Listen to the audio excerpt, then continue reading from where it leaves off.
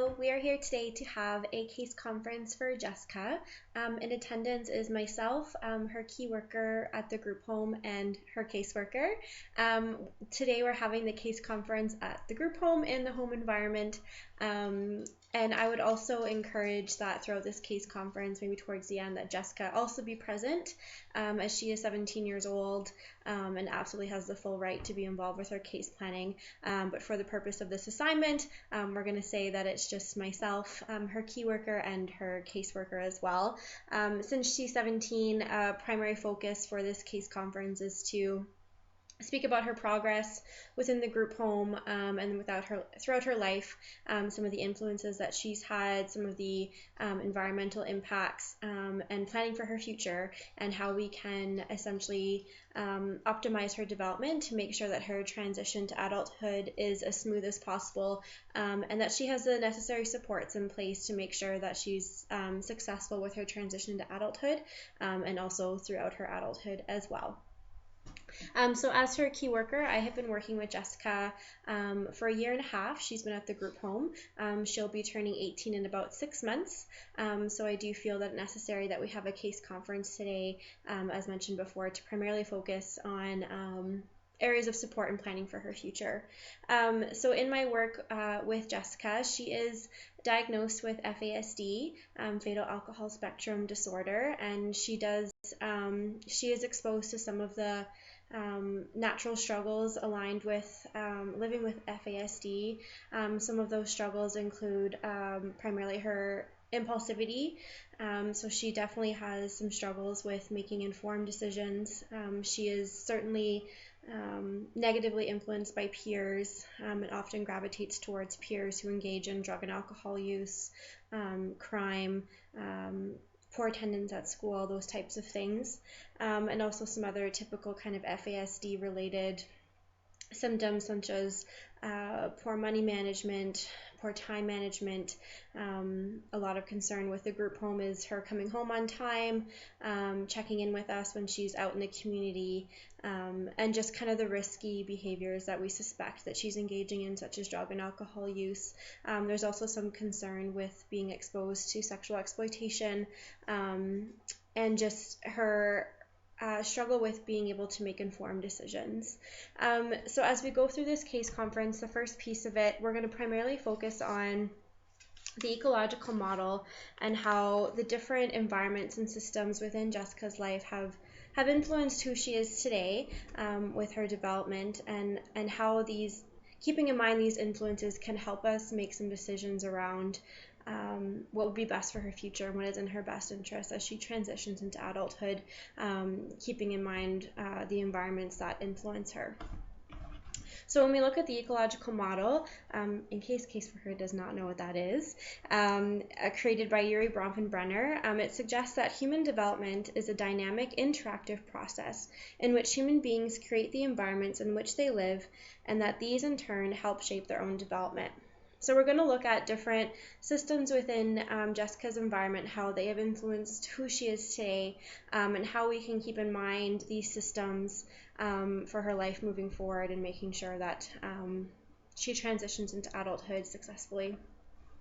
So when we look at her microsystem, this is essentially the core system that she has a lot of contact with and has high influence on her. So if we look at the environment which Jessica lives in, currently it's a group home, and so that means different group home staff coming in and out, different youth coming in and out of her life, and this has only been her placement for the last year and a half. So keeping in mind that she's lived with foster homes, she has lived with extended family members, she's lived in treatment facilities, and she's lived in group homes. So essentially Jessica has bounced around to many different environments throughout her development, that essentially leading to a lot of inconsistency when it comes to caregivers and just the care that's been provided to her. Throughout the last year and a half, she has been with us at this group home, where she has been provided with some consistency, but when you look at her lifespan within 17 years, there has been a lot of inconsistency. So that's kind of her home environment. And then when we look at school, that's also a huge influence on her. She is currently enrolled in Discovering Choices, and also with the cosmetology program with a career and technology center. So in a general day-to-day, Jessica attends Discovering Choices in the morning, where she works on core academics such as math, science, social, English. And then in the afternoon, she's able to go to what we call CTC, Career and Technology Center, where she works on a cosmetology-related course, where she can also get credits. So Discovering Choices is it's an independent learning type environment. Attendance isn't always necessarily required. There's different students coming in and out. Again, a lot of inconsistency for her. She's attended many different high schools, many different programs. And unfortunately, it's been tricky to figure out an academic program that works best for Jessica. But we are seeing lots of positives with her attending the CTC program for cosmetology, as it's something that she's interested in, she's motivated about, and this could be something that could be a career option for her. And when we look at her mesosystems, that is the next stage within the ecological model, this kind of looks at the interactions between systems. So as her key worker, I am the primary contact with kind of the different systems within her world. So as her key worker, I'm in frequent contact with her school, trying to make sure I'm aware of what she needs to be working on, being in contact with her teachers, attending parent-teacher interviews when necessary, and if she ever has assignments to do at school, supporting her with that. Another area that I also try to be involved with, but this can certainly be a struggle, is with her peer group. Often Jessica does not want to share with me who she spends time with, what she's doing, but I do try, if I can, get some information about her peers and what they're doing, and if there's ever an opportunity to connect with a peer parent, if she wants to have a sleepover, or if I have any concerns about her peers, then this is definitely something that I also try to be involved with. Next is the exosystem. So this is something that she doesn't necessarily have a whole lot of contact with, but there's definitely influence on her development. Jessica does have an aunt and cousins that she expresses a desire to have contact with. So as her key worker, I try and facilitate visits between family. And another system that has certainly had an impact on her development that has for the most part been out of her control is her involvement with Child and Family Services. So her caseworkers have essentially been her guardian since she was little and have made significant decisions regarding her life. The macro system, so when it comes to kind of culture, beliefs, and values, Jessica doesn't necessarily identify with a certain culture because of so much inconsistency. She does not identify any really core values or beliefs because she really is just trying to find herself and who she is. She's definitely in that developmental stage of a teenager of trying to figure out how she fits in, and I think because of all the inconsistency she's been exposed to, that is definitely a struggle for her.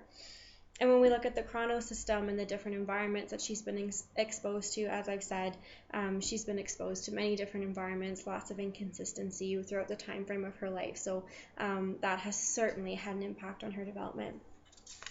So when we look at trying to categorize some of the risk and protective factors, when we look at risk factors, certainly her FASD diagnosis is a risk factor for her as this impacts her day-to-day life and her decision-making skills.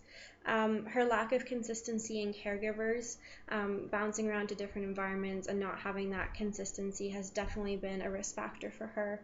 And certainly her influence of peers and often gravitating towards peers who negatively influence her in her kind of inability at this time to figure out who she is as a person and her identity. Some protective factors that Jessica portrays as her interest in art and cosmetology. I'm really hopeful that this can be a career option for her. Jessica is also a very caring and sensitive person. She enjoys making other people laugh, and she does display some confidence in certain areas. And Jessica is starting to display some more independent living related skills, such as taking transit and cooking and things like that. So some of the main priorities I'd like to focus on for Jessica and the supports I'd like to have her connected to are as follows.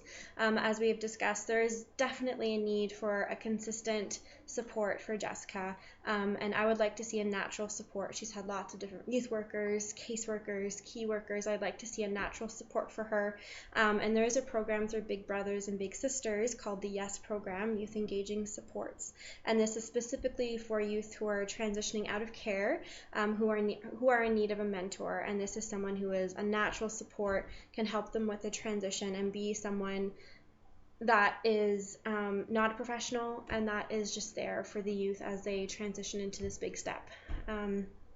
So I'd recommend referring Jessica to that program.